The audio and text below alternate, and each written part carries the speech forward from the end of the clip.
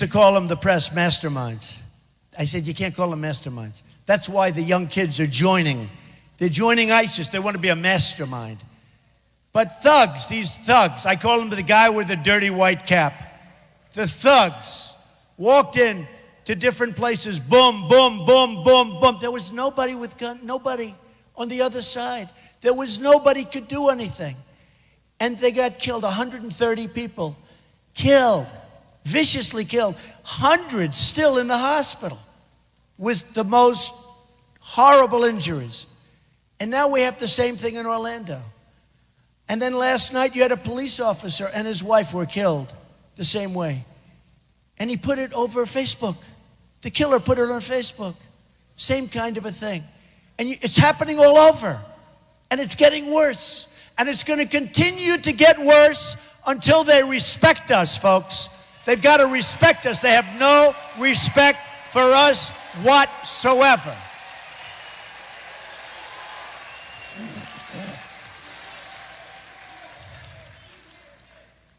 We're trying to be nice. We have a president who wants to be so politically correct that he doesn't want to use the term radical Islamic terrorism. Doesn't want to use it. He gives a speech yesterday, a long speech that at the end of it, nobody knew what the hell he was talking about. Nobody knew. He's trying to justify why he won't use, and he said radical Islam, because he didn't want to use the word terrorism, if you notice. Why he won't use that term or why he doesn't use it and how it doesn't make any difference, but it does make a difference. It makes a difference, and it makes a big difference, because unless you're willing to discuss and talk about the real nature of the problem and the name of the problem, radical Islamic terrorism, you're never going to solve the problem.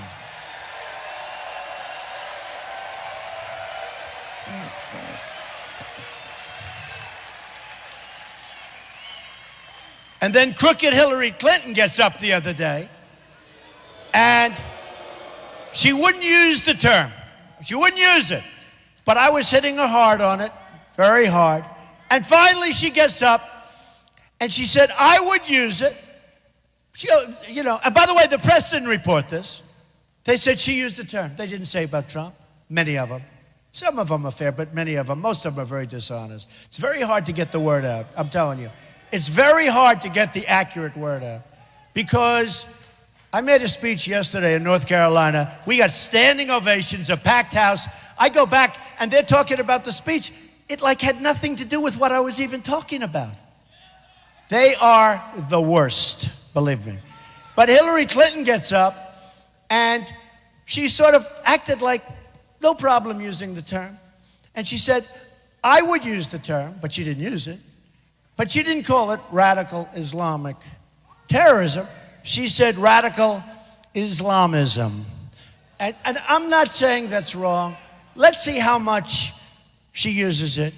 She'll basically do whatever Obama wants her to do. You understand why, because that whole thing is just ridiculous what's going on there. That's just ridiculous. How that can happen in our country today is absolutely one of the great insults to law enforcement. And let's see what happens. But she's being totally protected. She's being 100% protected. Now, maybe we'll all be surprised. And maybe our laws will work the way they're supposed to work. But you know what, folks? I think if something was going to happen on the crimes that have been committed, I would have assumed it would have happened already, don't you think? Don't you think? So let's see what happens. But when you get right down and you look at it, we have got to be respected. We don't have to be liked so much. We have to be respected. I don't want to be feared. You could take it another step. Fear, it's not fear. We have to be respected. We're not respected by these people. They come into our country, they want to take it over. Now, look at what's happening in Germany. A catastrophe. I have friends from Germany that for 20 years have been telling me how great Germany is, what a great place to live. Some of these people are leaving the country now. They're leaving. Their crime rate is through the roof. Things are happening that are horrendous. And you see what's happening to women. You see what's happening all over Germany now. It was a horrific mistake. It was a terrible mistake. Now, they'll say it wasn't, it's wonderful. You build, as I said, and if Germany had it to do again, I don't think that she would ever admit it. And let's see how she does in the next election, assuming there's going to be an election and she's going to run. But if Germany had it to do again, I'm sure they would have put up billions of dollars to do just as I said.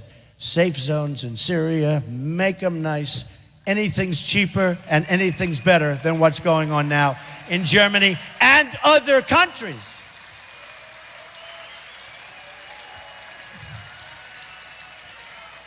So Belgium is a beautiful city and an amazing place, magnificent buildings. I was there many, many years ago, and I had always this incredible image. And a number of months ago, I made the statement, something to the effect, Belgium's a hellhole. And I was badly criticized. They said, what a terrible thing. And then they had the massive problem in Belgium. And people said, Trump was right. Trump was right. I don't want to be right. I don't want to be right. I don't want to be right.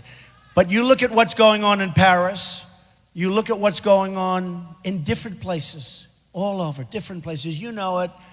I know it. They know it. They don't want to talk about it. We don't want to have these problems. And we've already got them. Look at this weekend.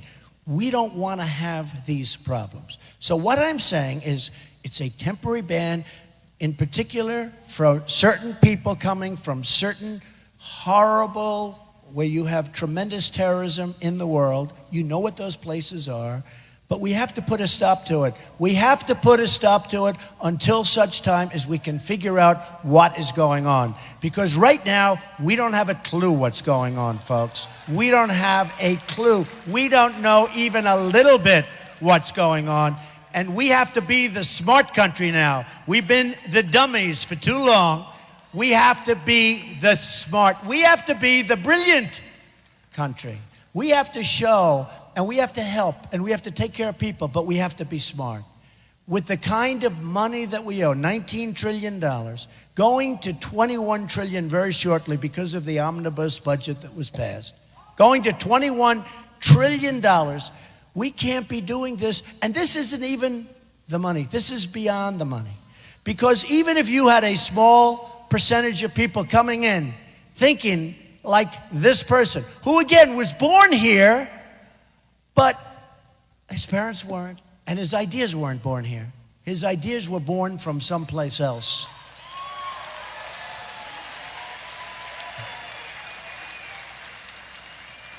And in speaking to numerous governors over the last few days, really a great group of people, and in speaking to them, they really are beside themselves because they say people are being put in our states and they have absolutely nothing to say about it. They don't know who they are, where they are. They don't know where they're being placed. And even from the standpoint of law enforcement, that's a bad thing because they can't watch, they can't see what's going on. And we aren't vigilant and we aren't smart. And we have to go and we have to maybe check respectfully the mosques, and we have to check other places because this is a problem that if we don't solve it, it's going to eat our country alive, okay? It's going to eat our country alive. And we can be weak and we can be ineffective like we are now. Right now, everything is political correctness. If you watched Obama's speech yesterday, it was really all about political correctness. There's nothing wrong with being strong. There's nothing wrong with being smart. It was all about political correctness. And we have to make sure, thank you. We have to make sure, so important, that we now go down the right path because we're going down a wrong path and our country is in serious trouble, okay? All right. Serious trouble.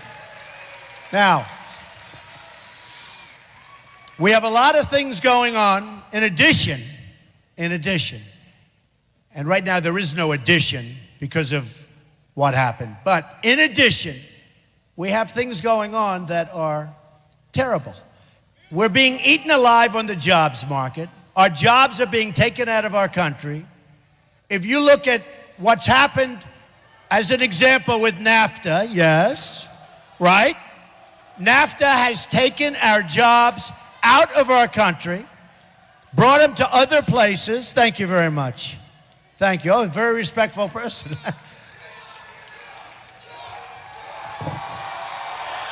Thank you.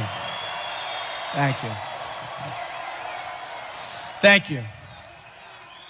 By the way, somebody just said, and you're right, I was fully endorsed. I think it was the earliest endorsement ever by the National Rifle Association, the NRA, so that was good. Thank you.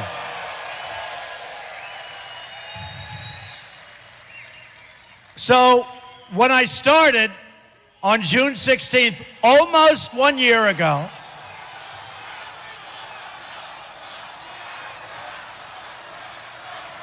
thank you. I always say, be nice to our protester. Be nice to our protester. Be very gentle. Be very, very gentle.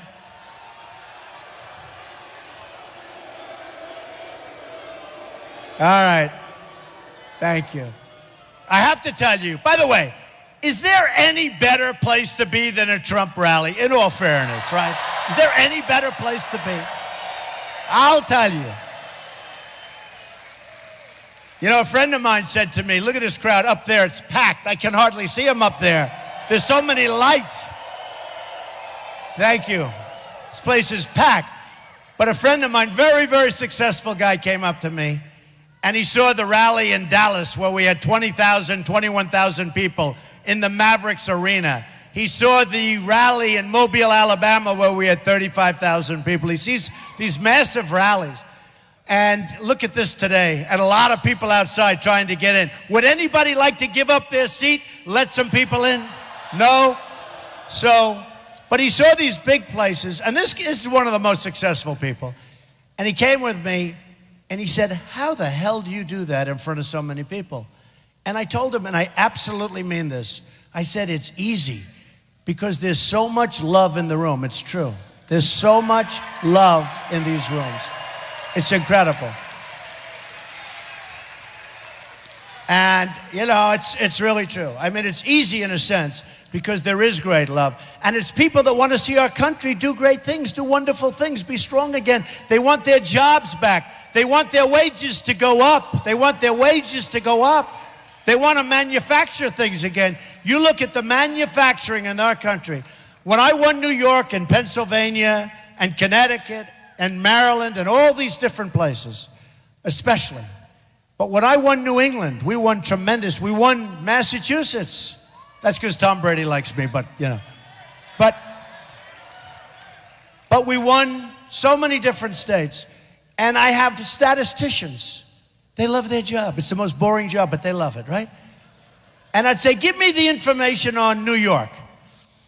And I'd look in New York State, almost a 50% reduction in manufacturing jobs. They left.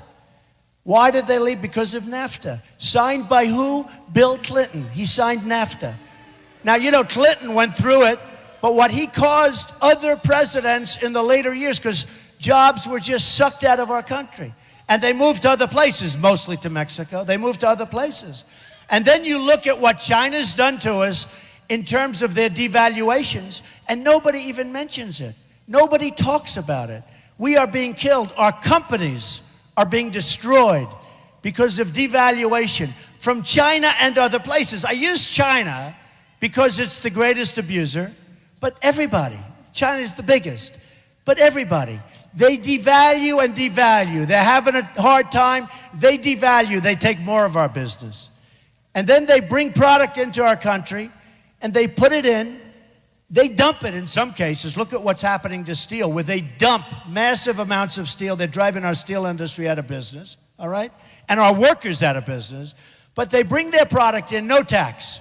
If you want to go into China, and if you're a manufacturer, and there are plenty of them, they can't get their product into China because the tax is massive, and even without the tax, China won't let them get their product in. We are being misled by people that don't know what they're doing, folks. Now, a lot of the Republicans, a lot of the conservatives, you know, when I was in the start of the race, they sort of gave that one up. I mean, Jeb as an example, he's a nice person. No, he is. But he would stand there and he would say, he is not a conservative. And I said, who cares? We want to make good deals. We want to make good deals. I don't care. But he'd say, I'm not because I don't believe in free trade. But you see, I do believe in free trade. But to have free trade, you have to have smart people on your side doing the negotiation. And we have political hacks that don't know what they're doing, or worse than that. Who knows why? Because some of these deals are so bad, you almost say this is not just stupidity. This has to be a bigger reason and a much worse reason and a much more sinister reason. How can it be possible that we allow these horrible deals to be made? How can it be possible? But Jeb and others would say, he doesn't believe in free trade. Okay, you ready? I believe in free trade. But the other day, one of the anchors asked me, well, what do you think about free trade? I said, it's great, but I like other things. What's your favorite trade? I said, you know what my favorite trade is? I want to make good deals. That's my favorite trade. I don't care. You call it free trade. You can call it fair trade. You can call it XYZ trade. I don't care what you call it. We'll call it, there's so many different ways of making deals. I want to make great deals for the United States, for the people of the United States. I want to bring our jobs back. I want to get our income up. I want to save Social Security where everyone else wants to cut the hell out of it. I want to save you Medicare. But you know, it's true. They said, this happened like a month ago. I don't know, it was just something they were saying, what kind of a deal? How would you describe? And I said to myself, wow, I think I'm going to say it. And I said, I want to make good deals. That's what I want to do. I want to make good deals. And I don't care what label you call them. But we are making the worst deals. We are having the blood sucked out of our country. You know, I give this expression, and I told this story a couple of times, which I find interesting. Who the hell knows, if you will, but I'll give it to you anyway. Should I tell it? And he's probably watching. But a friend of mine is very tough. He's a very tough guy, a good guy, got a good heart. But he's a very tough man.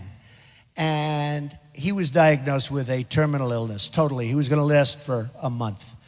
And that was like over a year ago. But he was going to last for a month. But he's tough as hell. And he didn't believe it. And he said, I'm going to beat it. I'm going to beat it.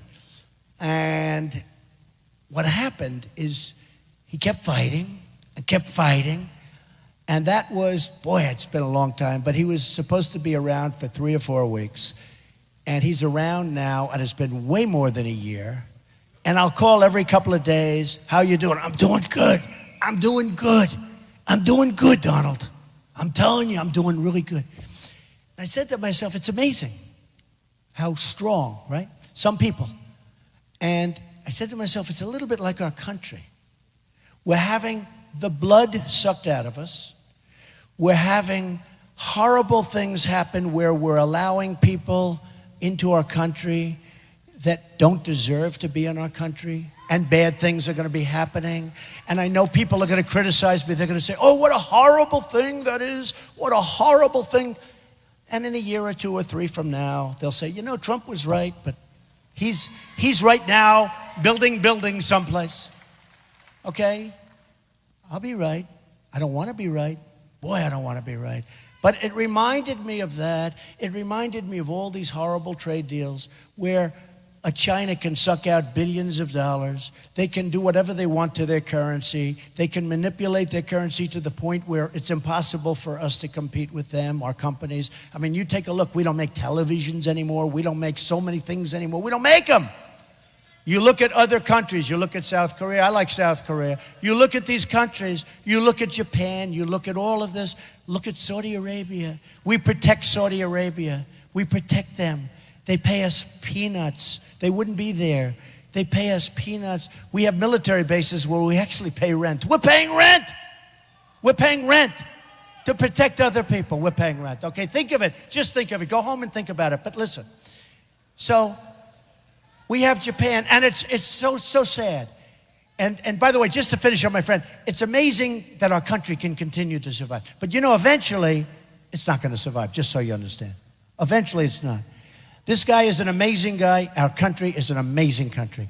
It's amazing that our country can be abused so badly and not survive. It's just amazing and continue to survive. But it's not going to continue to survive like this. It can't. It's impossible. It's impossible. And by the way, before we even get on to the other subject that I want to discuss, judges, Supreme Court judges. We talk about survival of a country, and immediately when I started talking about the survival of the country, I said to myself, well, let's mention it now, whether it's an appropriate location or not. Supreme Court justices. We lost a great one in Judge Scalia. We have to replace Judge Scalia with a conservative, great judge.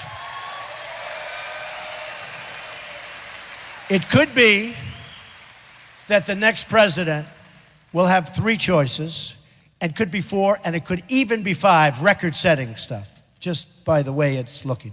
I mean, who would have thought Scalia would be gone? That was supposed to be for years, 10 years left, 12 years left, 14, 15 years left, and gone, boom.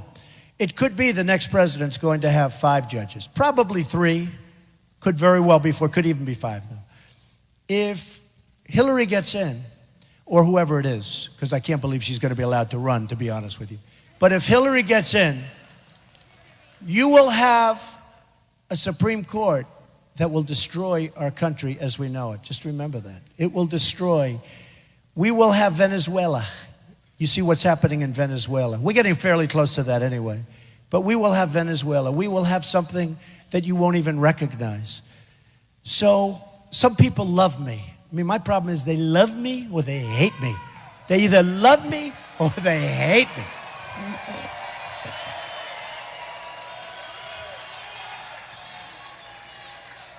But some people, they love Trump. They'll do anything for Trump, and some people don't like me too much. But I'll tell you what, just remember Supreme Court judges, because it's one of the, I always say defense, most important, always defense, borders, defense. But Supreme Court judges is so important. No, don't worry about it. We're going to build the wall. Don't even think about it. Don't even think about it. We're going to build the wall. We're going to build the wall.